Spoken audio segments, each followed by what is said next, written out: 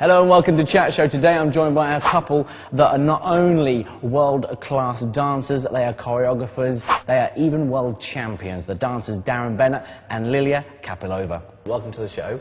Now you had 8 years of dancing together. I want to know, where did you meet, how did you meet, and how you've stayed together for so long? Well, we were both top competitors with our previous partners that we danced with.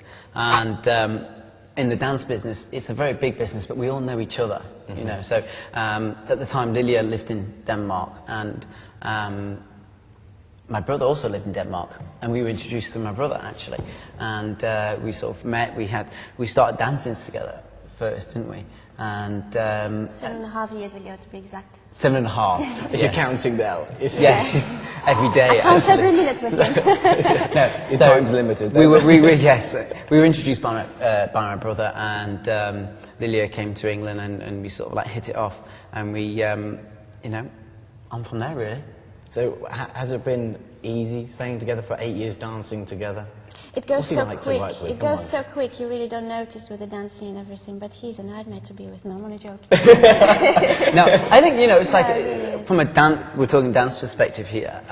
You know, you go through stages in your career. You have an upsurge, and then of course, you know, it goes down again. Then you pick yourself back up. So you know, you can never be on a high all the time. I think it's with most competitive things that people do. You know. There are busy periods and there are not so busy periods, so you just have to get through it together. You know? Yeah. You won the British Nationals 4 times. Yes. As amateurs. As amateurs. Now, when you're in a competition like that, do you, as you're working together, because you are continuously rehearsing together, on the move together, travelling, and then doing the actual competitions together, do you have to like keep him, what would you call it, in line? I think that we kind of work off each other. I don't think we have to apply any special tricks. No, I think we're both quite self-motivated. Easy. And from a practice point of view, you know, it's all about each other's opinions. So I think, you know, we value each other's opinions and each other's eye to what is right and what is wrong. So, you know, there's certain times, you know, you have to pick each other up. And not always in a competition will both of you have a fantastic day. So that you have to then, of course, rely on the one that's having a good day. First of all, you have to be mentally very, very strong, because physical side of it you can't rely on. You might be sick on a day or something like that might happen. So I think as long as you're strong mentally, I think you will get through it, so you help each other that way. Yeah, that's really good. So you've got to be strong for each other as well as for yourselves. Definitely, Fantastic. Now, you performed at Elton John's 50th birthday. Now, that's got to be a complete experience in itself. Tell me more. I want to know the gossip from the party. Who did you meet, and what did you get up to? We were asked to do that as a group of dancers, and we put a little group together, very similar to what we've been doing at the moment. Not quite as big as this, actually. And we were asked to do a little dance thing because he was very much into dancing. Yeah. It went very, very well. We had a great night. We were able to join the party afterwards with everybody. We had a great night. And actually from that came the show Burn the Floor, the big stage show, which went nationally all the way around the country in arenas. So, you know, from that one show grew something quite successful. But that's a few years ago now. Again, going back, but this time to Graham Norton. Now, the guy's mad. You went on the show. How was it? I mean, he completely shredded nearly everybody that goes on there. What was it like? The idea was that we went on, and basically the worst shoe in the audience got to dance with or be worn by championship dancers.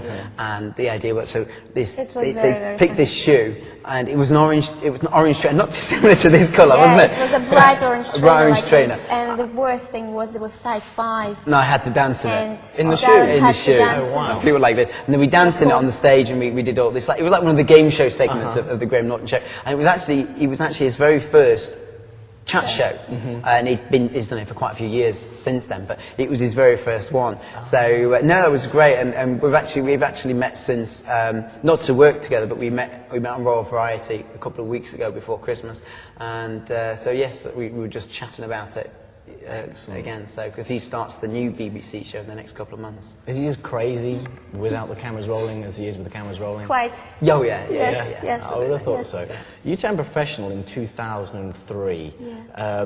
The transition, what did it take mentally and physically to do?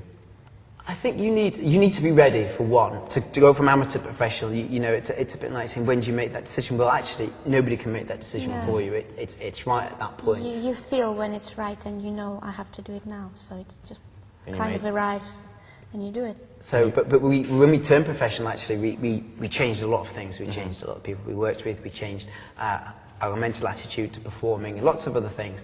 And as professionals, we have been so much bigger and better competitively. Our results have been so much bigger that we should have done it sooner.